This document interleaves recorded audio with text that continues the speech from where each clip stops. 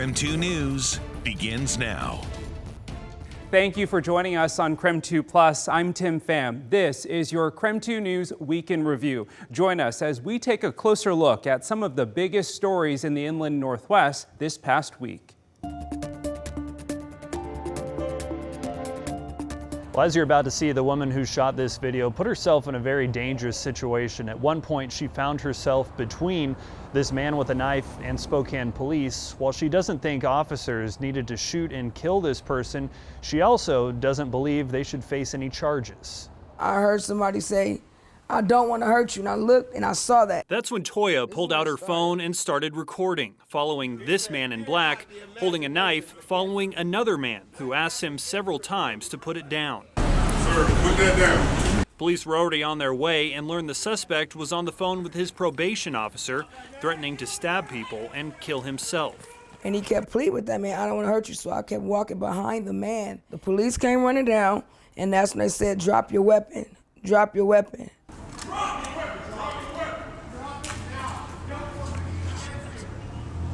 He's done. And they tased him 3 times first. He did not go down, but he dropped that knife and he went back to pick it up, and that's when they shot him. It was evident that something was going on, right? Lauren DiOrenzo heard the gunshots from inside her restaurant, Soulful Soups and Spirits. I just went to the front door, I saw the police, I realized we should probably lock the door.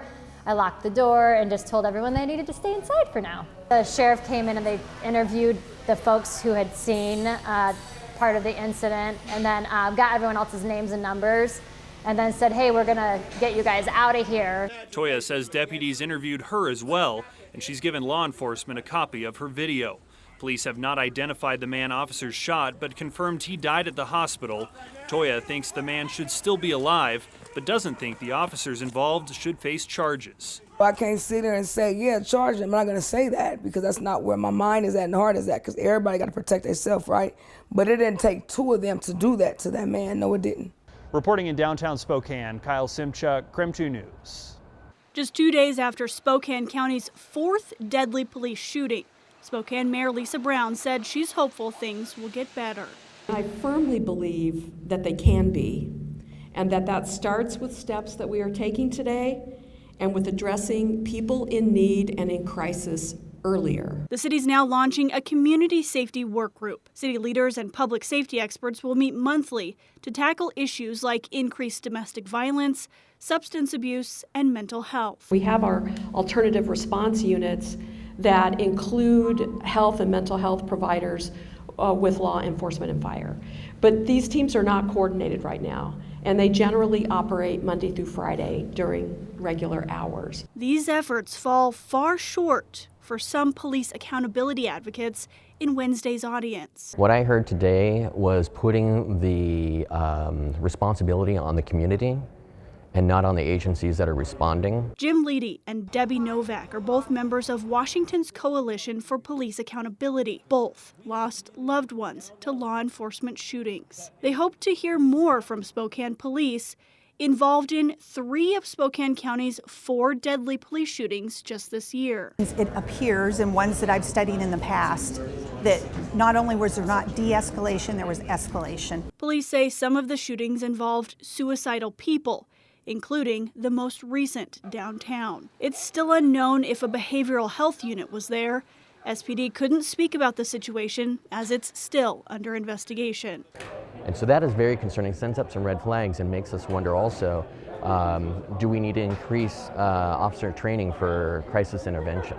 As of Wednesday, 17 SPD officers are on administrative leave for the 3 shootings. That accounts for fewer than 5% of the city's total force. But interim police chief Justin Longrange acknowledges there's been some strain. Once we reach a certain threshold, then we're going to call in extra officers on overtime to backfill. And so we have had to call in some officers. The city's also beginning a nationwide search for a new fire and police chief. Specialized recruiting firms are being called in to help. We are also working to make sure that there's meaningful expert and community input into this process. Internal department and public surveys and meetings will allow the public to give feedback on what they'd like to see in the next fire and police leaders. Shortly after the Babb Road fire, Malden residents said the top 3 things they wanted to bring back to the town were internet, trees, and the post office. It's now 2.5 years later, and Malden accomplished all 3. The road to recovery hasn't been easy for the towns of Malden and Pine City, but the community continues to make progress one day at a time. The Babb Road fire destroyed Malden's fire station and only fire truck, along with its town hall and post office. Now, after these cheerful cuts to the ribbon, the new municipal building will house Malden's fire station, town hall, and post office. Our residents have gone through fire, and for those that are here today, they have gone through ice. Malden Mayor Dan Harwood has been tracking the days to get here, and he couldn't be more happy. 1,528 days since the Babb Road fire. This is a true Eastern Washington disaster event, and a successful one, because we're on our first steps of the long road of recovery. Down the hall is the new post office. Today, Malden's wisest resident, 93-year-old Jim Jacobs, received the first mailbox key. I'm an honored citizen.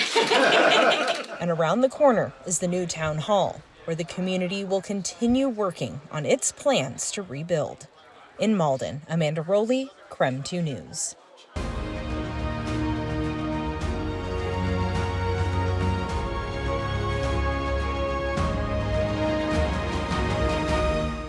When we talked about the long-range winter forecast some 3 months ago, it was all about an El Nino.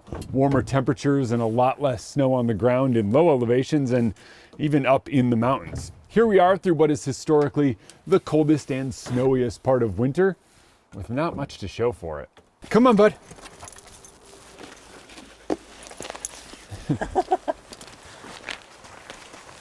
We're here at the top of 4th of July Pass because it tells the story of what's going on in the mountains. Most mountains in the inland Northwest sit at about 60% of average in terms of snowpack.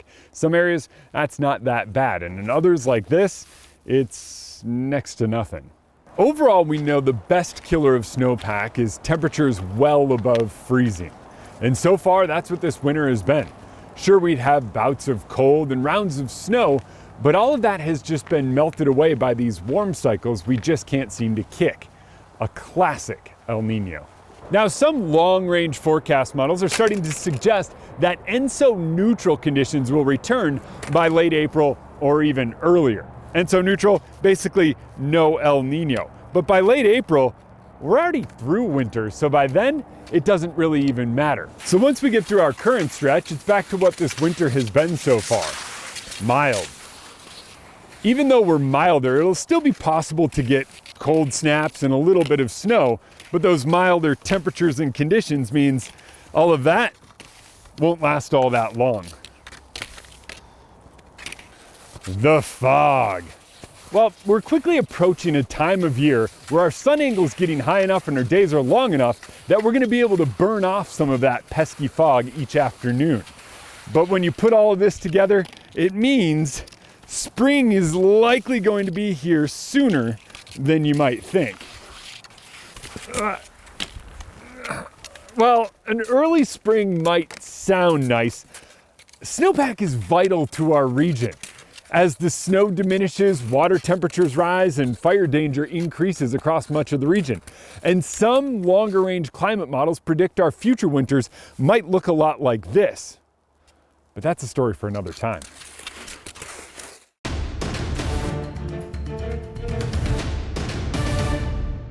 This room is full of Spokane Public Schools bond and levy supporters, and they have some mixed emotions here at this election watch party. Initial results on one hand show strong voter support for SPS's levy, but not quite enough support for the bond. The district's $200 million bond would modernize and replace some of the oldest schools in the Spokane Public Schools district, including Adams Elementary. It needs 60% voter approval to pass. Now, the 3-year levy replacement will allow the district to keep classroom sizes low, keep extracurricular programs and staffing. It needs 50% approval to pass. Superintendent Dr. Adam Swinyard is grateful for voter support of the levy, but his staff will be watching the bond very closely. We're appreciative of the ongoing support of our levy. The community continues to make that investment in our schools. We believe that our bond plan is important for 57 schools and over 5 million square feet of space, so we'll definitely want to be listening and seeking to understand what the right next step will be. The Citizens for Spokane Schools helped campaign for the levy and bond. They're proud of their work, but also grateful for voter support. Amanda Rowley, KREM 2 News.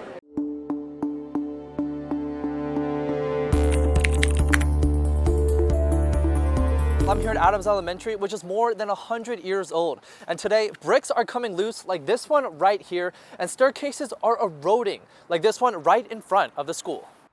The dream of a new school building. So we actually have our new school designed and ready to go. May have to wait a little longer. A disappointing reality for Adams Elementary principal Beth Nye. Bond results came in. Obviously that was shocking, not quite what we wanted, and disappointing. Adams Elementary is the oldest school on Spokane South Hill. Spokane Public Schools' $200 million bond would replace the entire school this summer. We're going to have to continue to educate our children in this current building, and this is a building that has some pretty high needs. With the bond, the district plans to demolish the current school building and build a new one by early 2026. We have blind corners just with old stairwells, as well as brick that's falling. Not only the bricks crumbling, the building doesn't have an elevator, which doesn't make it ADA compliant. With the bond failing, I do feel a lot of disappointment, especially here at Adams. Other staff like Patty Martel-Denny reflect similar sentiments. Our school is very old and in need of a lot of maintenance. I was just outside.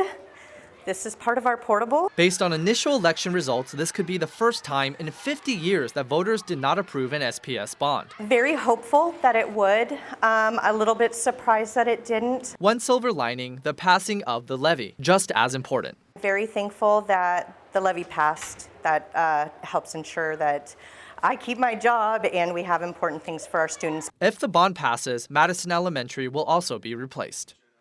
If the bond fails, the school district says the school board could consider other options. The board could decide when and how to try the bond again at its meeting next Wednesday. April is the earliest the bond could return on the ballot. In Spokane, Nathan Hyun, KREM 2 News.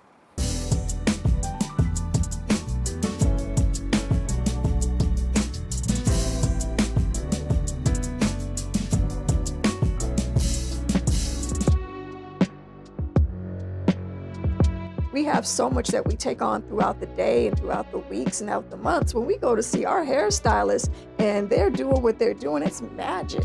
From curls, coils, and protective styles. I need this to be a safe space for us. I grew up in church as well as the beauty salon. To silk presses and relaxers. You go to your hairstylist, you can say whatever because they're not judging you. The Black Hair Salon is a space where you can just be yourself. Yeah, it's okay, because I'm still fine. Exactly. But don't get it tangled or twisted. A lot of important conversations happen here too. As we share Black culture and we share Black joy and we invite people in Spokane into our community to celebrate that with us, hopefully they'll appreciate and understand that this is something to really embrace, the diversity as it grows here in Spokane. Probably no one knows more about the importance that the Black Hair Salon has to the community than newly elected NAACP President Lisa Gardner. It's funny because my grandmother, when she was alive, her beauty salon was on Sprague. And back in the day, Sprague was that seedy kind of, it was the row. Lisa's grandmother, Sarah Gardner, was a beautician and activist who ran for the Spokane City Council in 1987. And I think that she would more than likely be my advisor and telling me how to navigate the city. 2 days after losing the primary, Sarah was found stabbed to death inside her salon. Lisa was just 12. I know that my grandmother groomed me. I was with her at all of the NAACP meetings, in city council meetings, in church meetings. So I think that I was being groomed, and I didn't know that I was being groomed. So I think I'm just walking in the path that she laid before me. With the loss of legends like Sarah Gardner, Carl Maxey, and Sandy Williams, a new generation is now taking the reins. We're starting to actually break ground and have our voices heard. Before, it was something that was not, we were kind of passive. And I think that we were scared, and we were passive because of the numbers, but we're not scared anymore. We're using our voices now. We're taking these leadership roles, and we're making it so that other people can come behind us into these roles as well. Like Natasha Hill, who grew up in Spokane and now is the editor of The Black Lens. I see endless possibilities for The Black Lens now that it's back, and I want Black people in this community to see endless possibilities for themselves, for their families, for their children. I think growing up here, especially being mixed race and growing up with white family, I had to really learn about Black culture. You know, it wasn't just ever present around me, it wasn't directly in my family, and I found myself usually the only Black girl in a lot of classrooms and a lot of spaces, and so I wanted to learn about Black culture. I wanted to share that part of my identity. And Mimi Williams, owner of the Sanctuary Beauty and Wellness. I've recognized that in some of the spaces that I've been privileged to be in with enlightening our community with Black experiences, there are often people that identify as allies to us. And they do a really good job of not overstepping and taking up too much space and just listening. And we need that here. 3 Black women leading the way for generations to come. I think it's Black Future Month. I mean, we keep hearing Black History Month, but I think that if we need to look towards the future, we are the future here in this salon right here.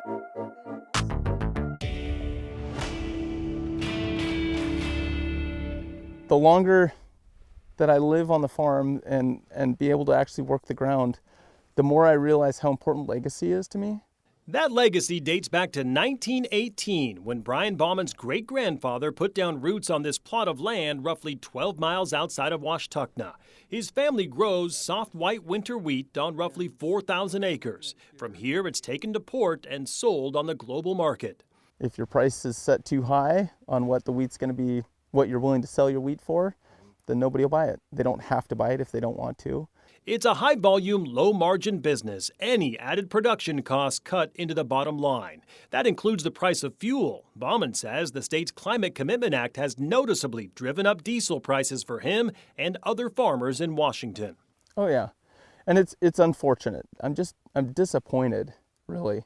The law took effect in January of last year with the goal of substantially cutting the state's greenhouse gas emissions. Just last week, Governor Jay Inslee touted the law during his stop in Spokane. This law is working. It's working in Spokane County. It's saving lives. It's giving our kids cleaner air. The law has quickly generated a lot of money, nearly $2 billion in the first year. It's also driven up prices at the pump, something the Department of Ecology admitted when we talked to them in November. We have estimated that we think the impact could be around 25 cents a gallon, maybe 27 cents a gallon. Others, including the Washington Policy Center, put the increase closer to 40 to 45 cents per gallon.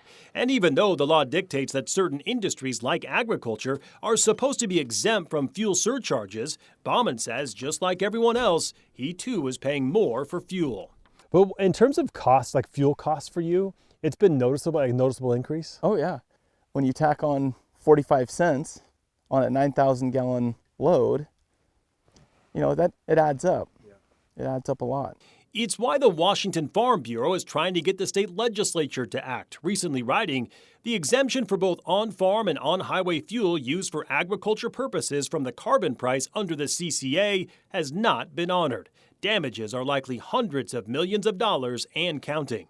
Every Washington resident that buys groceries is experiencing that hit, because the exemption isn't just for agriculture, it's for the transportation of egg products. Now, all the logistics endpoints within there, they are able to pass on that added cost, which then does hit the general public. Ecology, which oversees the Climate Commitment Act, formed a work group last May to tackle the problems. After several meetings, they published this report in October, writing, by the time the work group began in June, a few fuel suppliers and distributors had stopped imposing these surcharges. Over the following 3 months, that number increased substantially. But for Bauman, issues remain. He hopes to one day recoup the added fuel costs he was supposed to be exempt from. Are the farmers going to receive an interest payment on the money that is rightfully theirs from the government? Chances are probably not, but that would make it right.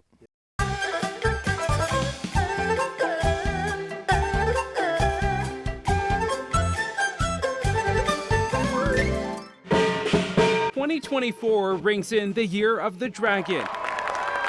In Asian culture, it's considered to be a lucky year where people can expect good fortune, wealth, and wisdom. It's marked by special food shared with family. Here in Washington, thousands of families will celebrate. It's why Representative Mylin Tai of Bellevue wants the state to recognize it as an official holiday. Asian Americans, Native Hawaiian Pacific Islanders, has consistently been seen in certain group of people as the people who shouldn't be here. This is not their home. And we are not welcome. According to the U.S. Census Bureau, Asians represent about 10% of Washington's population. The state already recognizes Korean American Day and Welcome Home Vietnam Veterans Day. None of us is truly elevating the rich cultural heritage of Asian American. Tai tried to push the bill through last session, but it did not move forward. In that version, the holiday would have been a paid day off. Ultimately, it did not have support. The new version makes it an unpaid, recognized state holiday, but not considered a legal holiday. Representative Riccelli, you are one of 15 co-sponsors. Tell us why you are co-sponsoring this. Representative Tai has done an amazing job to make sure we understand the broader cultural diversity of our state. House Bill 2209 calls for the Washington State Commission on Asian Pacific American Affairs to make resources available for people to learn more about the holiday across the state, including Spokane. We are a welcoming community, and we want to make sure that that signal is planted. It is a tough area. We are not the most diverse area, so these kinds of efforts that are statewide really are helpful. Some say the bill does not go far enough. Washington Asians for Equality said in a statement in part, HB 2209 falls short of having a similar level of impact on changing the status quo. It leaves the celebration of Lunar New Year discretionary. You can read their full statement on KREM.com. Tai says she understands why not everyone is on board. Those who are the critics to the bills, I am very sympathetic. And if not to say, I'm with them. The difference is, being a legislator, I need to figure out how to move us in the directions where we will get to a place when we could, with the visions, without losing the visions, of truly put Asian American, Native Hawaiian, Pacific Islanders in the spot of being recognized and truly being embraced as Americans.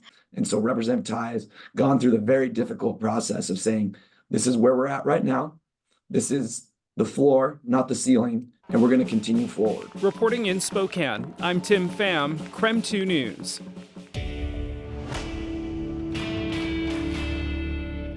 This gentleman says he selected no receipt, but he then later wanted to return an item and he wasn't able to because he didn't have a receipt. And I'm curious, where does Washington law stand when it comes to situations like that? Yeah, so first, I always have to be a little careful because when it comes to law, we have to keep it a relatively general. Specific facts can change things, number one. Number two, in general, stores do have a lot of flexibility on what their return policies are. They can even say, hey, you've got to have the original packaging, for example, or you have to have a receipt. In general, that is true.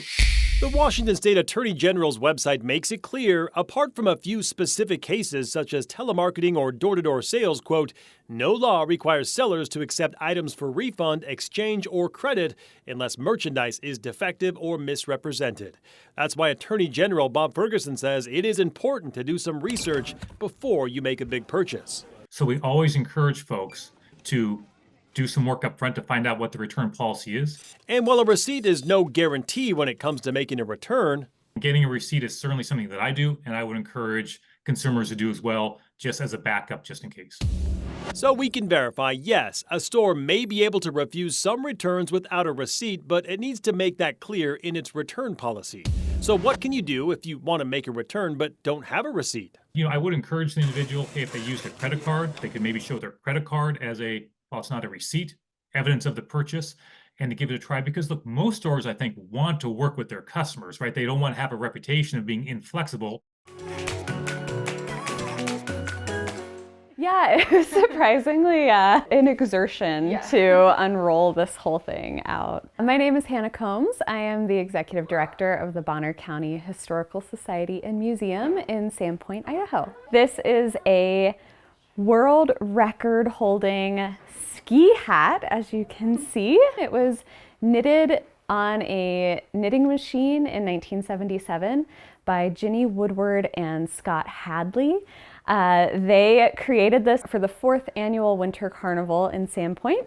My name is Olivia Fee and I'm the curator. Ginny Woodward was trying to promote her knitting business and they thought they would knit the world's longest ski hat. To get funds for the materials, they advertised in the newspaper and across the community for businesses or families, just about anybody, to buy a section of the hat to be knitted. They figured that this would turn out to be about a 100-foot hat from the project, but it turns out 56 participants bought an advertisement and it turned out to be 617 feet long. There are over 10 million individual stitches in the hat. We calculated it would take about 2 years of knitting 24/7 to create this by hand, but they were able to do it in 8 days on the knitting machine. We're going to take it out for one last hurrah. We are recruiting over 100 volunteers